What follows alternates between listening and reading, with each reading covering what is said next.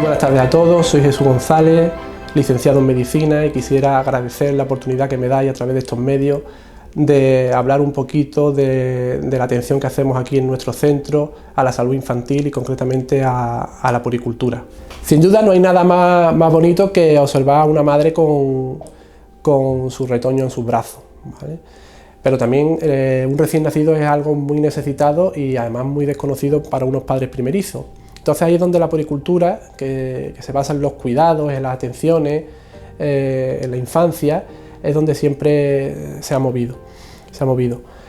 En fin, todos estos cuidados, todas estas atenciones crean un vínculo muy fuerte, afectivo, entre sus padres y sus hijos, que perdura en el tiempo. Entonces se dio cuenta, se vio que la historia de la infancia y la historia de la familia es un pilar fundamental en la sociedad humana. Entonces hay que prestarle atención. Entonces digamos que esa es la finalidad de la puericultura, acompañar a los padres en el proceso, digamos, de desarrollo de su hijo.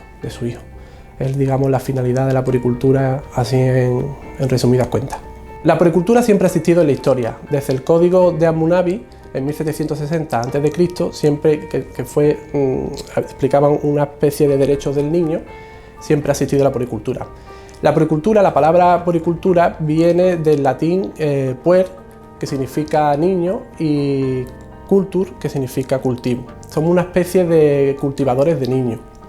Pero bueno, una buena definición sería la rama que se ocupa del sano desarrollo de los niños en el sentido de su crianza, de sus costumbres, de sus cuidados, de sus normas, de su prevención, de sus riesgos. Para mantenerlo fundamentalmente sano y en la difícil tarea que es ser padres hoy. No es lo mismo la puericultura que la pediatría. La pediatría es una especialidad médica, la desarrollan los pediatras, y la puericultura es un área específica que no sustituye a la pediatría bajo ningún concepto, sino que la complementa. Se basa más en los cuidados, en las atenciones, en la infancia, en la etapa escolar, en el desarrollo, y la pediatría pues evidentemente es mucho más clínica, es mucho más basada en las enfermedades y basada en la curación. Y por tanto son áreas similares, pero no son igual. Entonces, bajo ningún concepto, la puericultura puede sustituir a la pediatría, que es una especialidad médica. Muchos pediatras son puericultores y médicos de familia también son puericultores y médicos generales. Las familias suelen venir a la consulta de salud infantil básicamente porque tienen o bien un problema médico. En fin, como médico yo particularmente me di cuenta que veía muchas patologías, tanto de adultos, pero venían muchísimos niños. Entonces yo decidí formarme un poco en el cuidado, y sobre todo a raíz de ese padre quise formarme un poco más en los cuidados, en las atenciones de esos niños. Entonces fue cuando decidí hacer la puericultura y ahondar un poquito más en ese tema. Evidentemente no es algo casual, sino que tienen un interés de saber por qué se hacen los cuidados, ya que, hombre, siempre las abuelas, que han sido siempre las primeras puericultoras, pues solían darte consejos o decirte esto se hace así, o esto se hace... y muchas veces la ciencia pues les dice que está un poco desactualizada. Entonces se metía muchas veces la pata, el bastoncillo a través del ano para que haga caca. Son cosillas que hay que tener cuidado, que realmente ahora ya no se hace.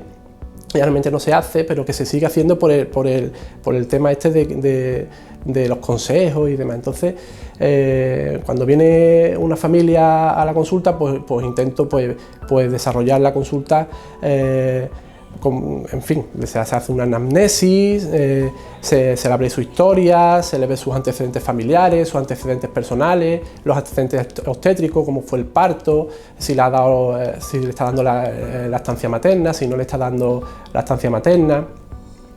Un poquito todo, cuidados generales, el hábito intestinal del niño, si el sueño, cómo tiene ese sueño, que los ciclos del sueño en los niños suele ir cambiando mucho, y evidentemente pues se explora al niño, se le ve en fin, la fontanela, se le pesa, se le talla, se le ve el perímetro craneal, el crecimiento de ese cráneo, se le explora la visión, los reflejos, los sentidos, los oídos. También la consulta pues se comprueba muchas veces, viene muy reciente, así, en fin, cómo ha sido la prueba del telón, si son prematuros hay que repetirla. También se ve muchas veces la prueba del talón, las automisiones del oído, si las tiene, ver el estado vacunal, si el niño estaba vacunado, si no está vacunado, cómo lleva un poquito el calendario vacunal, si le falta alguna vacuna.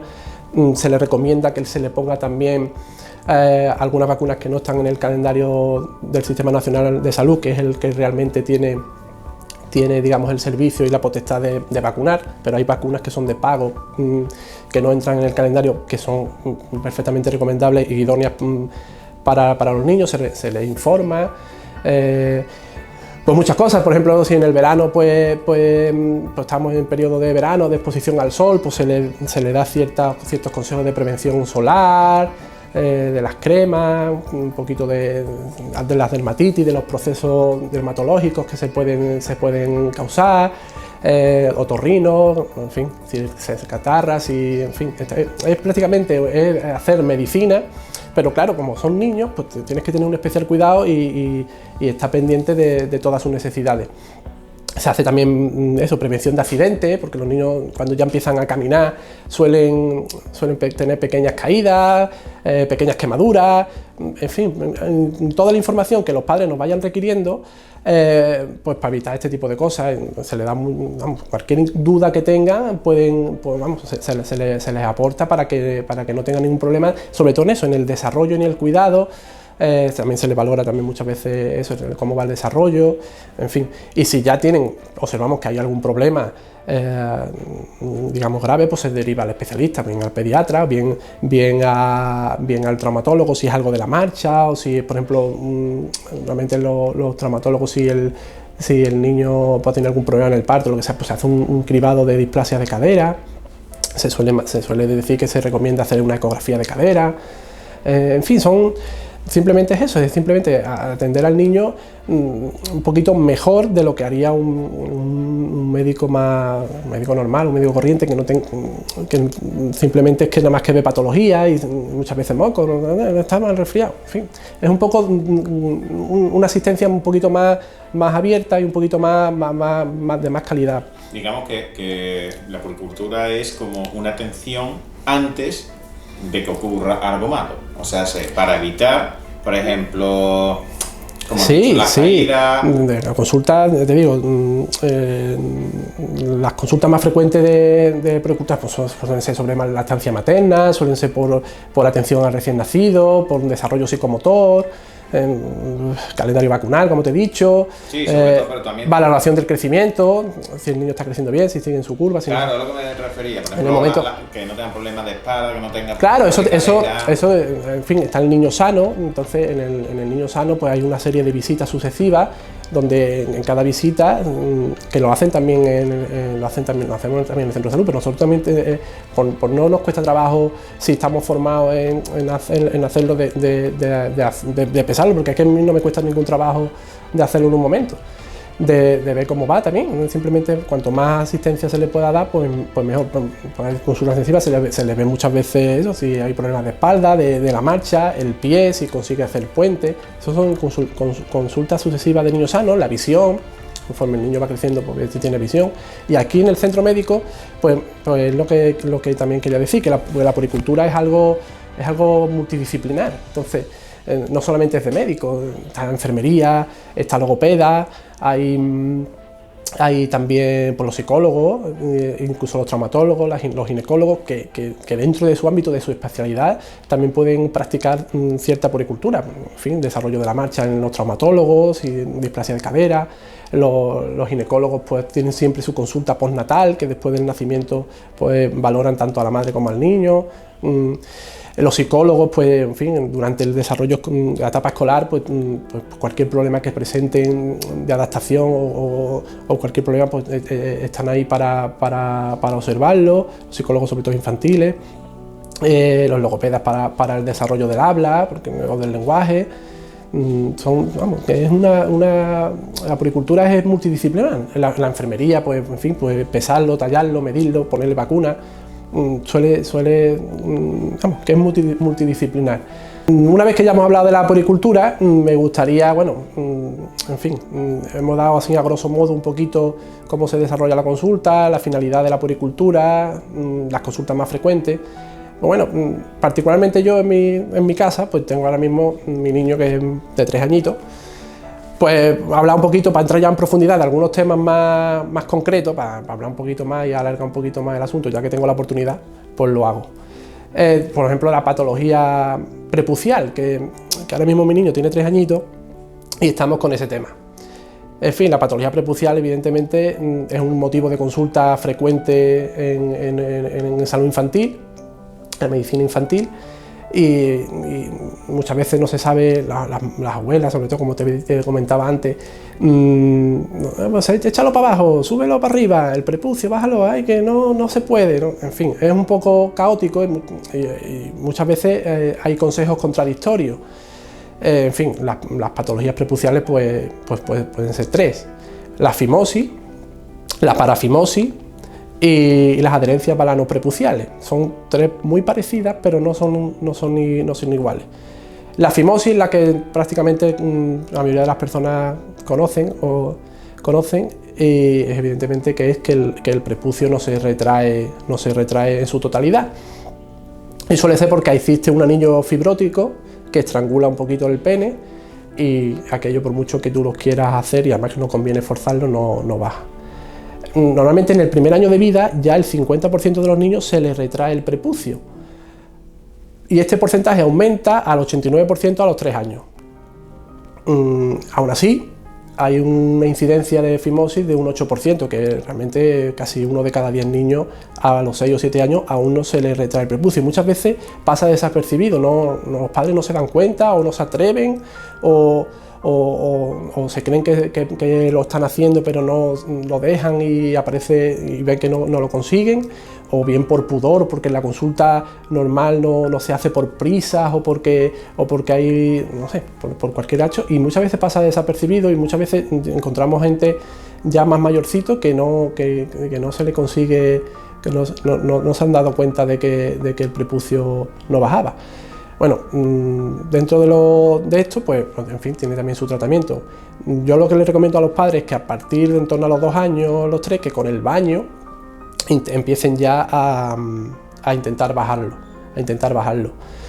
sin forzarlo, evidentemente, con el baño, una vez que ya está la piel hidratada, intentar ir bajándolo poquito a poco, y en teoría debe de funcionar.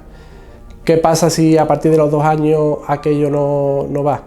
Pues hay 2 tratamientos. Uno es aplicar una crema que es corticoide betamethasona al 0,1%, y si aquello fracasa, pues entonces recurrir a la cirugía. En fin, la cirugía pues evidentemente es escindir un poquito el prepucio hasta que aquello pueda fluir bien.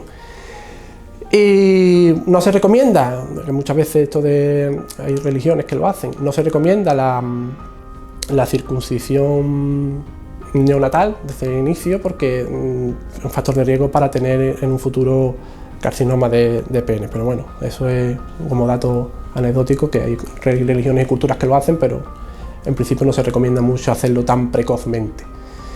Y luego tenemos también pues la parafimosis. La parafimosis no es como la fimosis. La parafimosis es una urgencia urológica. ¿Por qué? Porque el anillo fibrótico estrangula el pene y además le añade cierto edema en el glande que puede provocar incluso necrosis. Y entonces eso hay que resolverlo en horas, porque evidentemente hay un riesgo de pérdida de tejido porque no hay circulación. Entonces o bien se hace manualmente o bien igualmente con cirugía. Y las adherencias balanoprepuciales, en este caso no hay anillo fimótico que estrangule el pene, simplemente es que la piel se queda adherida y no baja. Normalmente con un poquito de crema anestésica y una retracción más o menos fuerte, aquello se consigue resolver. Son, digamos, las patologías que que solemos tener. Entonces hay que estar pendiente también es una de las cosas que hay que estar pendiente también en los niños. Los padres primerizos vienen un poquito con ansiedad.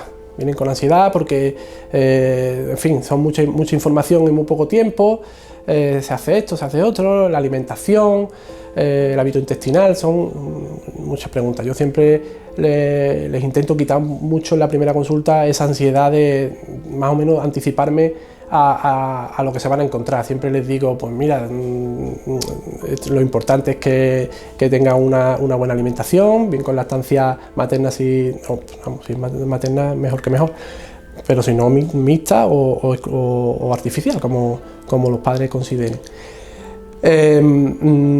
Lo que les intento es quitar ansiedad, pues van a tener molestias gástricas porque, hombre, el aparato digestivo está todavía maduro, van a tener gases, van a tener reflujo, decir un poquito cómo es ese reflujo, que rebose un poco por la barbilla, que no sea, digamos, una especie de vómito en escopeta que llegue bastante lejos, un poquito más lejos de la cuenta. Explicar un poquito cómo es ese dolor de cólico de la noche, cómo calmarlo. Normalmente los padres llegan y no quieren darle ningún tipo de medicamento a sus hijos, quitarle un poquito, hombre, que no pasa nada por darle un poco de apileta, aunque son muy pequeñitos, si tienen un problema, quitarle un poquito el miedo y que se atrevan a ciertas cosas que si son necesarias, pues les va a venir bien al hijo, pero sobre todo es quitarle ese tipo de ansiedades porque el niño si va bien todo y se alimenta bien y no tiene ningún problema de reflujo y demás, el niño va a ir ganando peso, lo vamos a ver en la consulta, ellos lo van a ver, el aspecto que tiene, si está hidratado, en fin, simplemente es acompañarlo en ese proceso y sobre todo quitarle un poquito al principio de ansiedad de lo que se van a encontrar de aquí a 4 meses. Ya después, cuando empiezan ya con 6 meses, pues, en fin, explicarle un poquito la alimentación complementaria, los cereales sin gluten, con gluten, un poquito cómo alimentarlos de otra manera, los dientes, la salud bucodental, también un poquito más adelante, y acompañándolos un poco en el desarrollo de su hijo, no es más, sobre todo intentar resolverle todas las dudas. Si hay algo que se nos escapa, pues evidentemente pues, aquí tenemos muchos especialistas que nos pueden ayudar, tanto de traumatología, de ginecología, de psicología, y si no hay algo que se nos escapa, pues hay que hacer alguna prueba o lo que sea, pues se acude a la prueba y ya está, al especialista. ¿Qué consejo le daría a esos padres primerizos que empiezan a nacerle los dientes a los niños y los niños no paran, los pobres, de morderse, porque obviamente les duele? ¿Qué consejo le daría? Le diría que es el proceso natural de maduración de la orofaringe y de la zona bucal. Los padres muchas veces achacan, es que tiene fiebre porque le están saliendo los dientes. Normalmente los dientes no dan fiebre cuando salen, eso no da fiebre. Si tienen fiebre es por otra cosa. Puede tener cierta febrícula o cierto malestar, pero en fin, es el proceso de maduración, babean mucho, y muchas veces ese babeo se confunde con moco, y simplemente hay que decirle que es el proceso natural de salir los dientes. En fin, se ablanda las encías, le aparece la yema dentaria, y luego aparece ya, protruye ya el diente, pero bueno, dentro de ese proceso es algo normal. Se le puede dar, hombre, si está con mucho dolor, se puede dar un bálsamo o apiretar, que muchas veces el dolor, de hecho, dicen que el dolor de dientes, si lo sufriéramos ahora de adultos, no seríamos capaz de soportarlo, que es un dolor que es importante. El poner frío frío en la boca simplemente es porque el frío es antiinflamatorio y en teoría se entiende que si tienes algo frío, pues va a bajar un poquito la inflamación y va a calmar el dolor.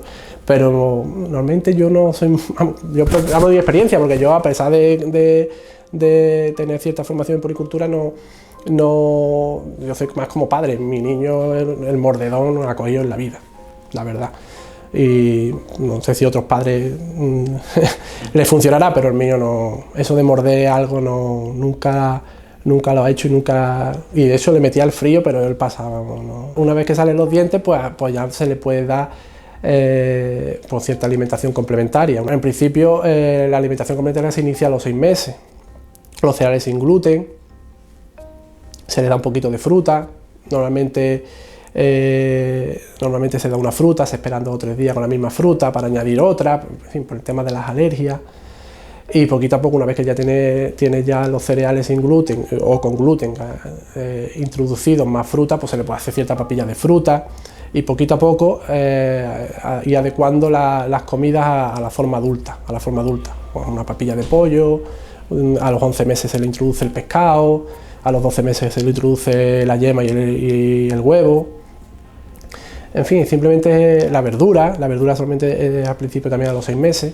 Es introduciendo un poquito la alimentación complementaria y adecuándola a nuestros horarios. Evidentemente se va sustituyendo las tomas de leche por la alimentación complementaria, o bien una papilla de fruta a la merienda en vez de un bibi, y la cena pues se le da otra papilla. Al final ir reduciendo el número de tomas de bibi y aumentando el número de comida más sólida. ¿Hasta cuánto se aconseja dar la lactancia a un niño? En principio ahí no hay fecha. Yo no me suelo meter porque son opciones muy personales. La lactancia materna, evidentemente, máxima ahora que está el tema de los anticuerpos, que es fundamental. De hecho, se ha demostrado, el otro día leí un estudio donde una persona vacunada, que le vacunaron a la embarazada antes de parir y el niño apareció ya con anticuerpos ante el coronavirus. Entonces, y la leche también llevaba también anticuerpos. Entonces la lactancia es el mejor alimento que le puedes dar a tu hijo. La lactancia materna es el mejor alimento que le puedes dar a tu hijo. Y básicamente porque esa leche, tú dices, lactancia, pero no, es que esa leche es para tu hijo exclusivo. Es decir, tú has tenido a tu niño dentro y esa leche es exclusiva para tu hijo. Le valdría para otro, pero no es tan específica. Es que es una cosa tan curiosa que es un alimento, el mejor alimento que le puedes dar. Entonces, normalmente hay personas que lo mantienen mucho en el tiempo, 2 o 3 años, pero en principio la pueden mantener hasta que quieran.